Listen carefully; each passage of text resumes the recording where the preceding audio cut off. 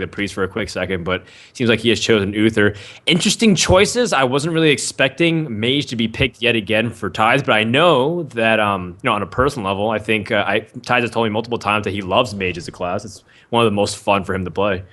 Yeah, in addition to him liking Mage, he's a very strong deck builder, and he really likes to mix things up and kind of come up with his own strategies and try to apply it from there. So you'll see him mixing in very well-known and defined strategies time to time, but to go along with that, he has his own deck building sort of priorities that he would really like to go with. And with new sets coming out, that's the prime time to do it. It's one of those times where you can really surprise people with the kind of strategies you have. And Trump, of course, he's been experimenting a lot with deck building lately, playing new classes almost every single day and doing pretty fantastic on ladder. I know he's been as high as #2 this season. But since then, some of the strategies work a little bit worse than others. But he's been doing his play has picked up a lot since I can remember first seeing him compete, where constructed really wasn't his forte. But since he's been practicing it a lot, you've seen it again. It's picked up a ton. He's learning his matchups really well. He's executing game plans, and he's coming into these tournaments now with really strong lineups as well. This is a pretty balanced one. I have to say, it's kind of just taking the three strongest strategies and or three of the strategies that he perceives as the strongest and kind of going from there.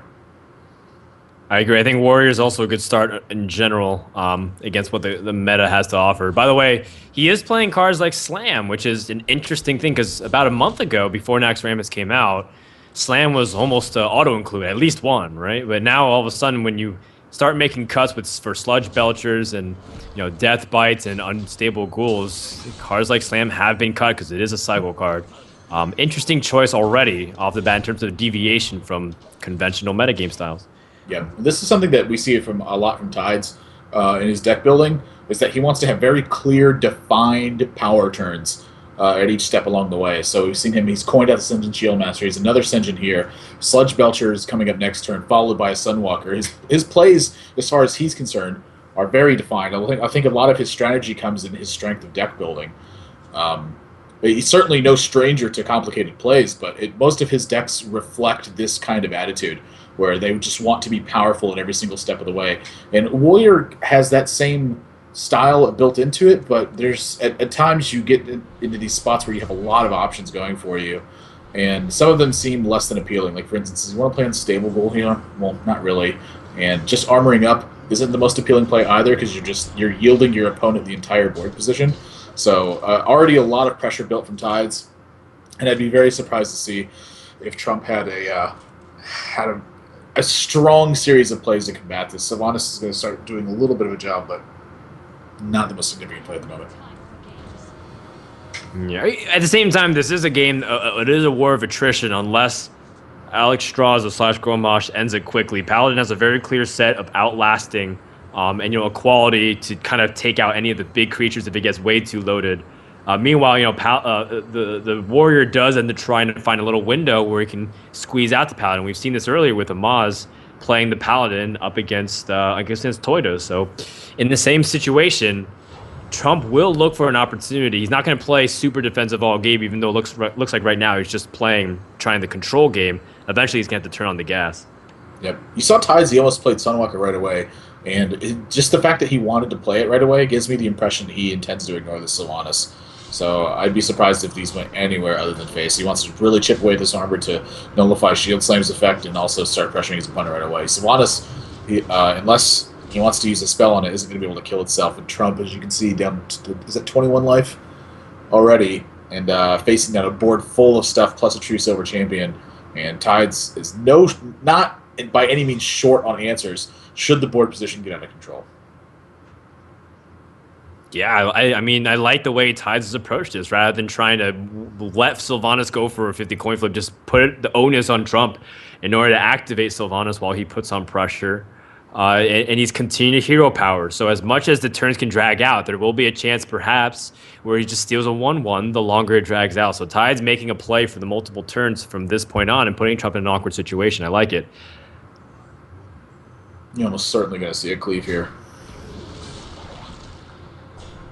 Wants to land on a good target. Maybe Senjin even? That's too bad. But at least he still has like Unstable Ghoul and an Acolyte to kind of continue to load up the board slightly, see how Tides responds. Yeah, not a bad spot to be in, but not necessarily a good one either. How Precarious do you situation. approach this Kodo feels so risky. Oh yeah, I don't think Kodo is the lead play here.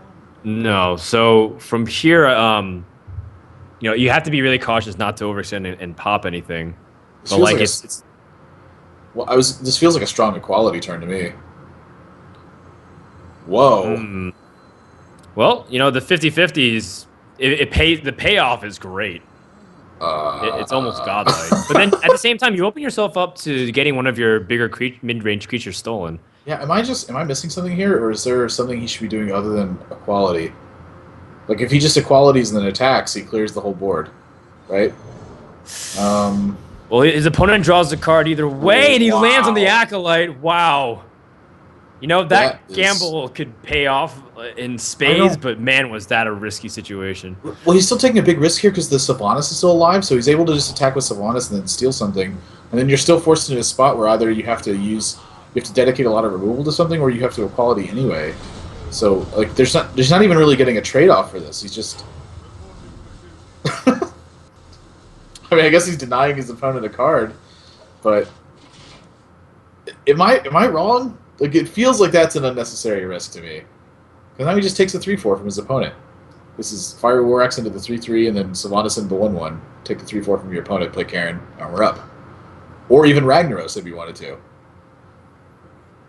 I just like the idea of keeping equality as a failsafe, and the Kodo does end up accomplishing pretty much the same exact thing. And the Sylvana stealing some of the creatures, he has an answer for True Silver anyways. So in this light, I think I'm okay with that play. Honestly, it worked out great anyways. Sometimes you gotta take the chances to put yourself in an advantageous position. But you couldn't kind of flip it and say it's an unnecessary risk. Sure. If he had one equality, I think I'd 100% agree with you, but he's got both of them in his hand right now.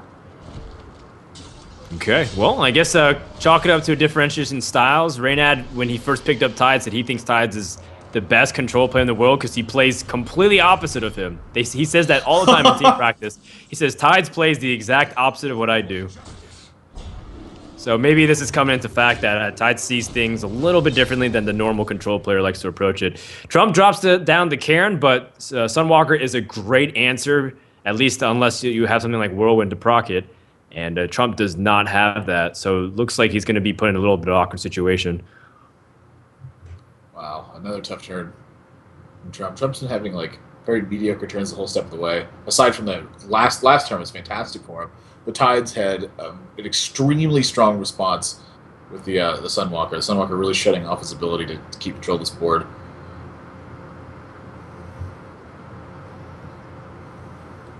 What can you even do here that's effective? Leaving up the Divine Shield is always so dangerous. Do you just take the hit and try to establish it? But then everything else seems pretty awkward as well, and the double weapons laying over each other is not exactly easy either. Yeah, that feels pretty close to unreasonable. I don't know. Maybe it's not that bad though. Okay, well, Shield Slam and get rid of it. Oh, it's kind of ugly, I guess, if you want to use Shield Slam on a better minion. But that's a value Sunwalker right there. Taking a weapon charge, a premium removal spell, and 4 damage to Karen. Not bad. Handful of damage your opponent's face. Yeah. And he's got a reload tool too with Lay on Hand, so it seems like Tides will take a noticeable card advantage from this point on. Wow, that's a really big pickup right now.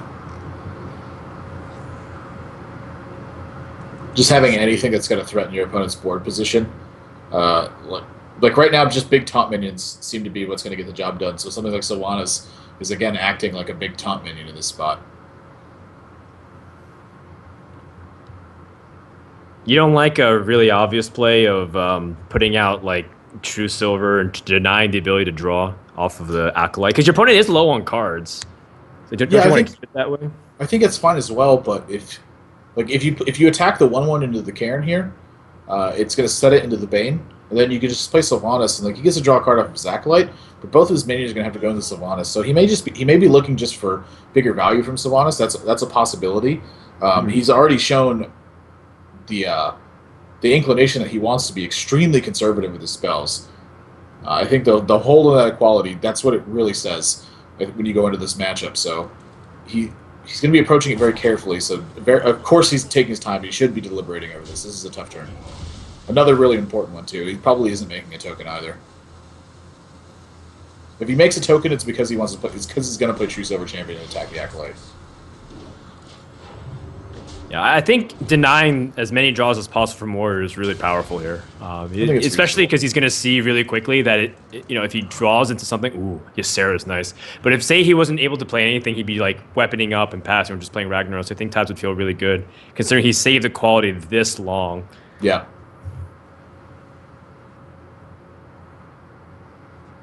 This equality really is going to pay off holding it long term too. When you see something like Ysera is a card that I often fail to account for in pretty much anyone's deck. Yeah, people usually don't include it anymore in terms of their playing around thought processes. Yep, I need to start including that again.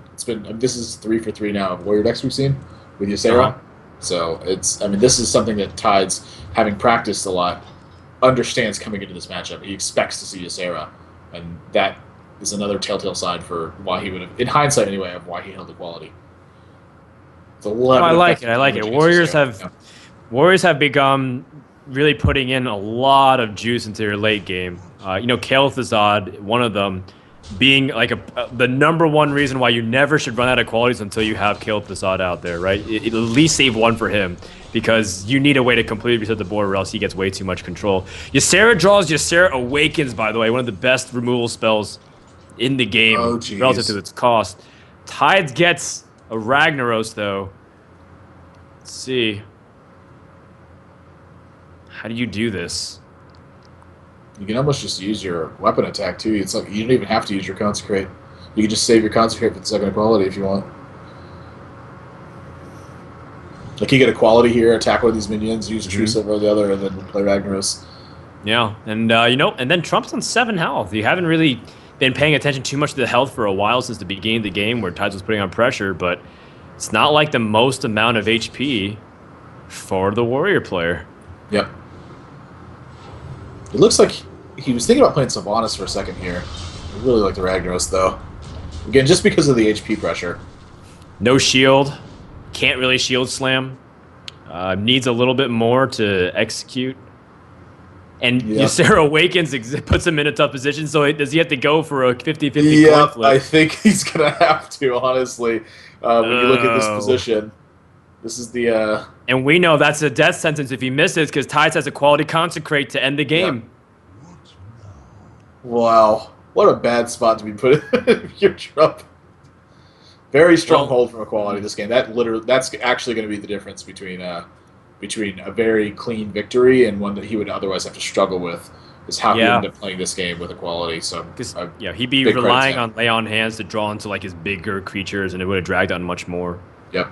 Also, Trump does have another way to deal with this with just using execute and putting out. Yeah, I was about to say this with the Sludge Belcher. Drawing the Sludge Belcher is really nice. But he used, again, a lot of removal for this, and Tide's in a really good spot once again. Using Shield Slam to activate Execute is... oh my god, put your faith in the light.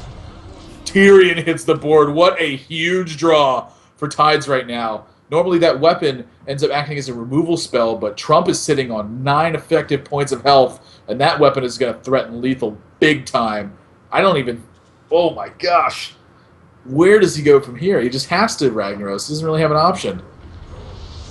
Rag and hope for the best. And just play the waiting game and stall. Hopefully it hits Tyrion and at least gives him some time for him to coordinate. Tides obviously wants it to hit the token or his face. And he gets the face, so Tides is in a nice spot. Let's see, is this quality Consecration end the game? Indeed it is. All That's right. exactly why he wanted to hit the face. Hold on, 7 plus the 9. Wait, how much does Trump have? 4 or... I think he has 4 armor, because he armored over 2 turns, right? Oh, I think you're right. Mm-hmm.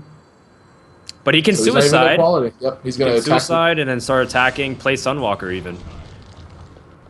Oh, whoa! Oh, I like it. More Being aggression. extremely aggressive and have Sylvanas making it kind of Oh my brawl god. proof. I think this is gonna be a Sudoku from Trump. Nah, Oh, Ysera awakens. wait a minute. No, there's no way. No. Yeah, I mean, Black Knight plus Death Bite and hit to the face is only 12. Okay, so if he plays Black Knight and he plays Unstable Ghoul and he armors up, Ragnaros hits Sylvanas. Sylvanas takes Black Knight. Now, I don't see it happening. Yeah, I think the only way Tides loses is if he uses lay on hands on his opponent. And then Ragnaros lives and he just takes 2 shots and he's dead. Even then, Tides has plenty of damage, and this game is done. I would be even surprised if Tides let him live for this turn. Ah, Oh, you know what? wow. If it took Ragnaros and then Ragnaros hit the Black Knight, that was the way he could have climbed out of it. Sure. Or a Okay. way he could have lived another turn, rather. Yeah, Not yeah. necessarily climbed out of it. Yeah, until he bounces something like Alex Straza back into it. Venture to say it's pretty close to 50-50, and my instinct, though, is that it's at a slight disadvantage. I could be wrong, though. Yeah, from what I've been talking to Priest players, they feel like Paladin's hero power outscales Priest way too hard in the late game. Right, that's what I was thinking as well. Let me go with Zoo. I think Zoo's the second best choice, but certainly not something he's happy to queue up with, I don't think. Yeah, I mean, if you queue up Zoo, you hope your opponent draws the top heavy part of his deck, Tyrion, Guardian of Kings, Lay on Hands, and then Yep. you're able to flood the board. Other than that, if Paladin has the responses like Consecration Equality, yeah, it's good stuff. Although Nerubian Egg and things like Haunted Creeper provide a little bit of a asterisk to that because their death rattles do provide quite a bit of a nuisance for the Paladin player. Yep. Soulfire's a nice draw too, so you can deal with some of the bigger creatures early on. Trump piecing together a pretty decent hand, in my opinion. Yeah, Zombie Chow doesn't feel like it's fantastic in this matchup. This is one of those matches where you're going to be largely ignoring your opponent's board position, and you're just going to be attacking the face. So when this happens, Zombie Chow eventually is going to die, so it's going to restore a lot of the damage it dealt. So it gets in a lot less effective damage than it would against some deck where it's going to attack 2 different minions, and that's how it's going to get its value. Much different than how it traditionally would be. So here, I picture this Zombie Chow attacking this Acolyte of Pain for whatever reason, but it feels like such a strong setup for Consecration either way that I'm not sure how you play this. This is a tough turn. I mean, this does sell like a Consecration based off of what you expect your opponent to do. Right. So how does Trump kind of approach it? Does he do anything? Is he going to be really smart and just tap and then pass? But I mean, that feels like you're working against it because then all of a sudden, if he's faking it, then you just lose so much. Yeah, this is probably the best way to play around Consecration, but this sucks now because you're doing like the reverse job of what you were just trying to do, which is muscle your opponent out of the game. Once he's forced you to start attacking his minions, that's where he starts getting an advantage. And Captain Greenskin comes in a Tides' hand. That is really weird. It's weird, but it's kind of cool, honestly. And he silences the Zombie Chow. Kidding. I don't want that 5 health anyways. Think I need your assistance, your charity? I'm glad we got that death rail settled. You know, with Zombie Chow, I think it's also safe to assume maybe Trump plays something, maybe even like Undertaker. We've seen that a little bit in Zeus, so that way it can build its presence. I think Undertaker's definitely in this list. Have you seen Rounders, by the way? Have you seen what? Excuse me. Have you seen Rounders? No, I have not. My friends always tell me I should watch it. Well, there's like a great scene in there where Worm, spoiler alert, by the way, like a 20-year-old movie, spoiler alert. Where Worm is like he's talking to this guy who is basically like he's a gangster, and Worm owes him money. But they come in and ask for like an extension on this amount of time for payment. He looks at him, he's like, looking for a little grace, Lester, huh? Some charity. Oh, I get it. So I was thinking with I don't need your charity, because that's what Worm says back to him. He's like, you know what? I need your charity, like I need your, and then a bunch of expletives. Yeah. Well, Hearthstone's not that kind of game, so we'll keep it PG for now. By the way, Trump's pushing out a lot of damage at the moment, and just trying to cash in with what his board has, and be able to trade effectively.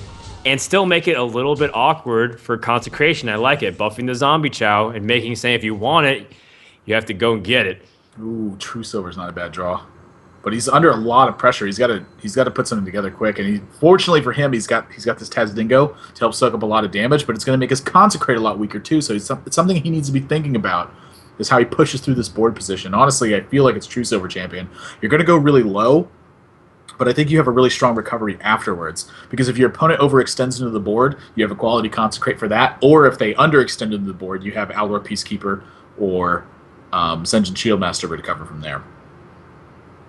Yeah, but then are you worried about dying? Let's see. Your opponent has 3, 5, 11, and if he draws Doomguard, actually that would kill him.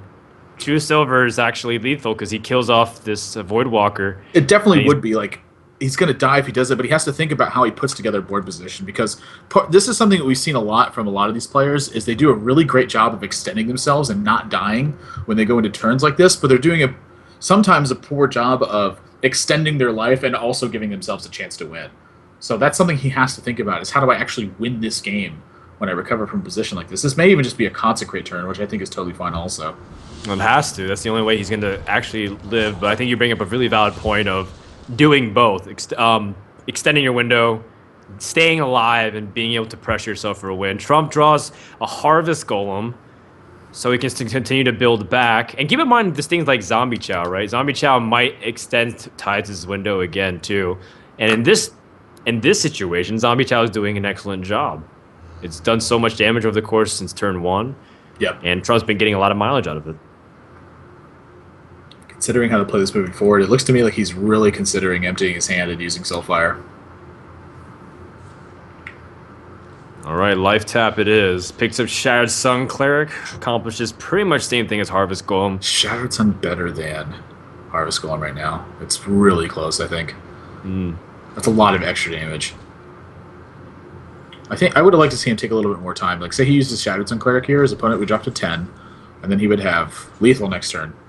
But this way, I mean, he still has lethal this way. This is a little bit more hidden, I guess.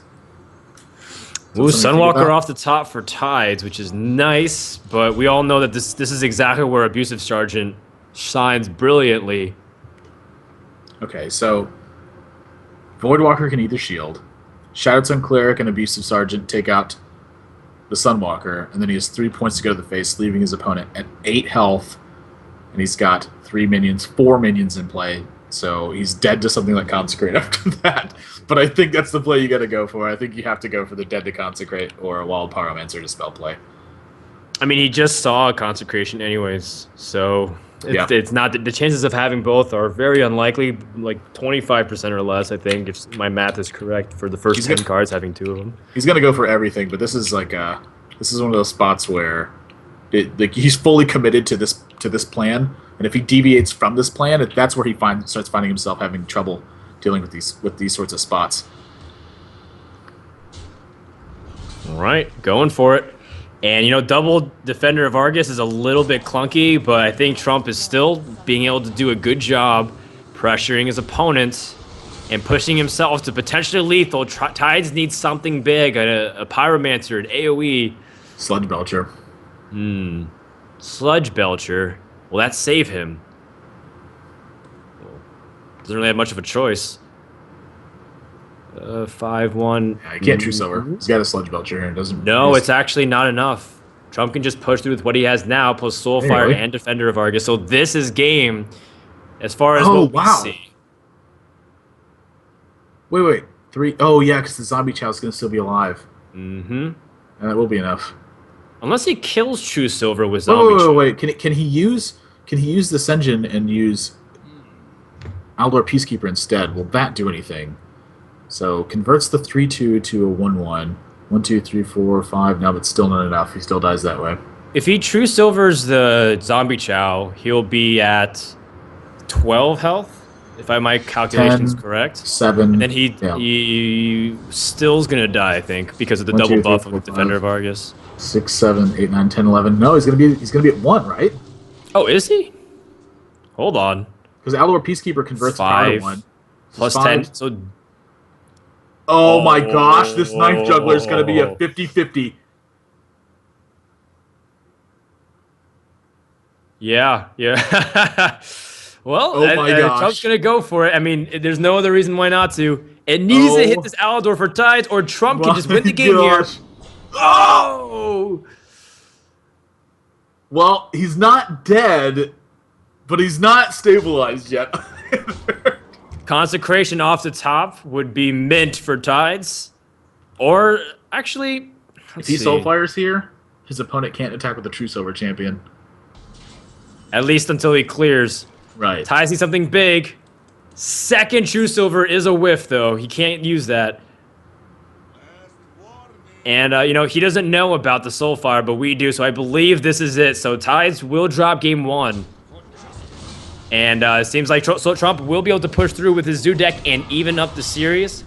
And Tides will have to go back to the drawing board in order to finish out this series. Um. Oh, he's just at 4. Okay. Yeah. I was like, I was like, how does he deal the 5th point of damage? I was like, oh, he's at 4. Never mind. I was like, well, am I right? I'm right, Admirable? Around it and doing the best you could. That's exactly what Paladin does against Zoo. And as much as Paladin, since once they stabilize, it's just never looking back because of the never-ending taunts and heals. That was the one opportunity that Trump had to end the game. By the way, his curve, looking at starting off, looks pretty strong. Zombie Chow, Direwolf, Alpha, and Harvest Golem. But if Tides pick up something simple as a Fiery War Axe, he can shut down this aggression completely. Yeah, that's definitely true. It's I think that it's Fire War Axe is almost certainly the most key card in this matchup. If you can get it together with something like Acolyte of Pain or Armor Smith, you have an extremely strong start versus almost all of the Zoo starts. Zombie Chow, not too exciting in this matchup, but as we saw, if it lives for long enough, it really does a number on your opponent. Zombie Chow, even after the heal, dealt about 6 to 7 damage that game. Because it came down turn 1. It came out on turn 1. It came out on turn 1, and it attacked for 5 turns. Yeah, and some of No, those turns 6 turns. 6 turns. Turn 5 was a consecration, so that's yeah. And some of those turns it was buffed. So even if when you count the heal, it still dealt a lot of damage for 1 mana. That's a lot of mileage. Echoing Ooze in the Trump's hand. That's cool. But there's a Fiery War Axe and an Unstable Ghoul and an Armor Smith. Yep. Tides has pretty much every answer he wants. And a Brawl. So he's got everything. I'm curious. If you have a temporary buff, like an Abusive Sergeant on an Echoing Ooze, does it keep it? Or is it... No, it makes an exact copy, so it loses at the end of the turn. Because I read a weird post about the power overwhelming and how it has a weird interaction with, like, buffs that are supposed to die at the end of the turn or something. Yeah. But it's a little confusing because Naxxramas is still fresh, so all these rules and situations are still kind of unmapped at the moment. Rule book, please. Yeah. One can only dream. Well, this is a Shadow Sun Cleric turn now. Yeah, otherwise his play would be straight into Undead Ghoul. Tides needs a little bit more than what he has at the moment. I don't know if he needs a little bit more, but it certainly would help. Well, it gets to the point where if you draw your heavy legendary say for the next few turns, and you don't have anything else to keep going, like Deathspite would be really excellent, I think, just to keep going. Oh, but for sure. Deathspite would be an incredible draw right now. It's just that when you, as a warrior player, even if you have a good start, sometimes you just hit this very noticeable wall where you just don't draw anything. Right. So, it's starting to get to that point right around now. Well, double Armor Smith is going to help buy him a lot of time. Harrison with the hand, not a big deal from Harrison, but it's 5/4 is not looking too shabby when you come into this board position. Yeah, as long as your opponent doesn't have Soulfire, you're actually sitting in a pretty decent spot. Trump picks up his second Sharded Sun Cleric. It seems like he's really taken a different approach than what Zoo was a couple weeks ago with the Nerubian Eggs and the Void Terrors. It seems like he's kind of gone a little bit more to sticky minions, the Death Rattles, the effects where you can have stronger stats and go for board compounding position. Yeah, it's a cool take. I would be really surprised if he didn't have something like Nerubian Egg in here. But Shattered Sun Cleric is one of those cards where you're back and forth on it, and I think a lot of it depends on what kind of decks you anticipate from your opponents. If you feel like you're going to have to be fighting through stuff like consecrations or explosive traps, Shattered Sun Cleric I think makes a lot of sense. But to that same effect, so would Nerubian Egg. Yeah, I mean they both accomplish different goals in terms of like Shattered Sun Cleric is the immediate value, and then the Nerubian Egg is the insurance, so that way you're resistant to things like Brawl, which might come out next turn, or Harrison Jones immediately drops down as well. Just going for the board doesn't really matter. You kind of use your Brawl for a better position because there's not much value you can pick up here anyways. Yep. Yeah, I was say I'd be very surprised if there was no Nerubian Egg in this slot. Sure.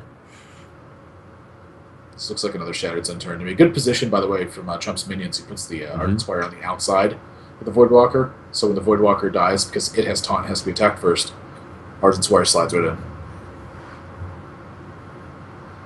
I guess the debate comes whether or not you use Knife Juggler or you put out Nerubian Egg so that you're more resistant to things like Brawl. I think this is a life tap lead. And honestly, I think you can probably make an argument for using your shield and sacrificing a Direwolf here, rather than using a Harvest Golem. I would love, yeah, because life tap is also going to give you a lot more resilience. Like this is the turn, this is a turn where you can develop and you can life tap. I fight. There's a lot of different ways to approach this turn. I think the Nerubian Egg, like now that Harvest Golem is down, though, Nerubian Egg is much more important to make sure to play around Brawl. See, that's another thing, is that there's a consequence to having not life tap this turn, and the consequence of that is that you have to overdevelop instead. So it's like, as far as his range is concerned, his opponent has to have Brawl in this position. And if his opponent doesn't have Brawl, oh my gosh, oh, it leaves the egg. That is really big. Oh my gosh. Okay, now what kind of merit is there here to soulfiring your own egg? I think no, this is serious. Funny. This is serious, like, because you need the 4/4 out, right? Sure. But this is part of what I wanted to talk about too, by the way. Because the play that Trump made, it was strong against Brawl because a lot of times this egg is going to die, and he's going to end up with a 4/4 plus the other minion he kept. But in the other position, he's still strong against Brawl. He still has his board developed, and he's still basically done the exact same job, which is he's killed his opponent's Harrison Jones, he's dealt a couple points of damage, and he's starting to get these big resilient turns. But these are some strong pan-outs here. He's got Doomguard, and he's got Flame Imp. Really good effective cards for their mana cost. And Tides is under heavy pressure. He has something like Ragnaros, and he has Kel'Thuzad. Needs a little bit. He needs something to deal with this. Otherwise, he's going to just keep taking damage every single turn. Well, I can tell you this Ragnaros is going to have to get some work done. He needs it to hit that Doomguard, and he needs it to hit it now. Oh, the Sniper Rag, and Trump throws up his hands in desperation because that was an opportunity to just run away with the game. If it hit the egg, that was game, I think. He's still in a pretty good position, though. This game isn't over by any means yet. I mean, you're still life tapping 2 cards per turn. Knife Juggler getting sick amount of damage in. Gosh, he wants these Knife Jugglers to go to the face, though. He doesn't want anything to be hitting this Ragnaros because he's fully committed to going for his opponent and then trying to top deck the damage he needs. Oh, and Tides gets a really slow card in Ysera. Fiery War Axe isn't very good here either because it's just going to be making him take the exact same damage he would before. Gosh, I don't know if he can recover this board position without something like Defender of Argus, which he might not even run. Maybe not. Let's see how much damage is on the board right now for Trump. He's got 6, 8, 12 damage. And that's assuming these juggles don't even go to his face. And not to mention that Ragnaros is a little bit of a liability because it 2 out of the 4 times it hits these creatures, it doesn't do anything. In fact, it makes it worse if you hit the Nerubian Egg. Hitting the Harvest Golems is net 0. 20% of the time, yeah, it just makes it worse. And then 1 out of 6 times, it's just going to hit his opponent. Oh, you're right. If it hits the opponent, it actually does nothing. I forgot about it. I was considering the minions it could hit. What can you do, though? Ragnaros needs to hit something like the Flame Imp. I don't know. If you're in Tides of Spot, you can't even use Execute. There's nothing there. I think it's just good luck and God bless. Drop the Kel'Thuzad Hope. Yeah, I guess Saturate. Why kill the Tide if you just have Ysera? They do the same thing pretty much. Ysera might even give you the card you need. Oh, it hits the Defender of Argus. So he's still got Wow, this 10 juggle. damage right now. Life tap. Oh my These gosh, he's got jugglers 2 need to hit the shots. face. All right, Trump, line up your best sight on the knife juggler. Gotta go to the face. Ah, and he gets That's it. gonna do it. All right. What a tense game. There were so many different ways that Trump had to play the one key turn in this, and it was the turn lead basically to win the game. And one of those is to continue to life tap and develop there. But that's one of those examples of why Zoo is so powerful. Tides even had a fantastic opening start and wasn't able to put together the mid-game sequence of cards he needed to win the game. And now he's got to queue up his mage versus Trump's hand, and Trump's hand looks incredible right now. Yeah, you know, he's got 4 1-drops with that Zombie Chow, plus ways to continue to push it. He's even on a coin, which is nice, so double 1-drops to start it off for Trump. Meanwhile, Tides, he mulliganed away pretty much everything except Mad Scientist. You know, Mad Scientist is a card that people, again, kind of underestimate what it can do in Mage. We saw Forsen try to use it a little bit, but not to much success because he wasn't really drawing his secrets ever, other than Counterspell late game.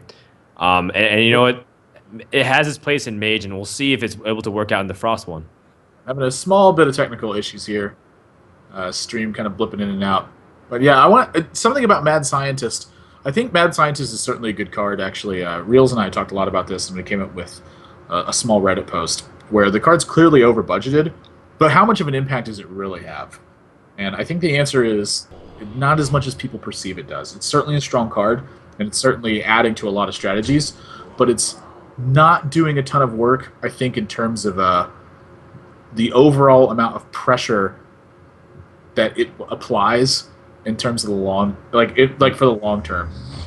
It's like it's good, but it's not doing as much, I think, as people are acting like it does, almost.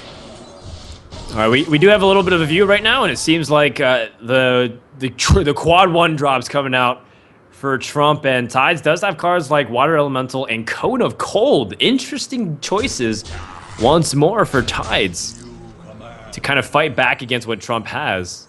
I don't know if Trump plays around these things. Who plays around Cone of Cold nowadays? It's pretty tough to play around Cone of Cold, regardless of whether or not you know it's there. It's just like a positioning sort of thing. Honestly, if you look at the way his board is positioned, he's done about the best job he can about playing around Cone of Cold.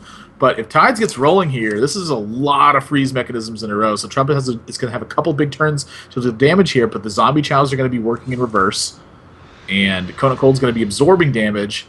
And additionally, he's now got the repetitive damage of Water Elemental that he needs. And this is going to be one of those spots where I think Trump is going to really struggle to put together 30 points of long-term damage. Yeah, I think he needed that last card to be Soulfire that he just life tapped. Yep. And Soulfire would have been able to push in enough damage, so that way you're able to kind of bounce back, and then Doomguard the following turn would have been exactly how you want it panned out. Yep. Trump is, by the way, he's realizing here that these Zombie Chows are not going to get damage done he needs. And he's kind of just got to go for these sorts of positions. This is a pretty heads-up play from Trump. Ooh, duplicate, though. Oh, we didn't see the secret being played earlier. All right. Well, it's a pretty good quality minion. Do you have the time to be able to play these kinds of things, though? Well, I think he's really in the same ideal. Kelthus out again. He's sort of in the same spot where he wants to get repetitive damage on the board, and something like Blizzard's going to do a good job cleaning up. So he has to pay a pretty significant amount of life to get that sort of job done. But I think it's just what he's got to do. You see him even shaking his head, but I mean, add these numbers up. You're looking at 2, 4. Yeah, 6, looking at 10 7. damage on board right now. Yeah, so even if your opponent has something like Doomguard here, you're not dead. Okay. You also have Alex Straza, so if you can stall out enough, Right. you can actually continue to go all the way. And Trump's going ham. The major issue here, by the way, is that Tides is in Soulfire range. That's what's making him so uncomfortable at this point. It has a lot less to do with whether or not he can overcome this pressure, because I'm pretty sure he easily can, but it's a matter of him being able to live through all the top decks, too. Whoa! Well, Trump gets second Doomguard within the top 10 cards of his deck, and he ends the game, wins the series. Trump with a fist pump the most emotion I've seen out of him recently. I haven't really seen too much of him in tournament play, but a good job to him as he's able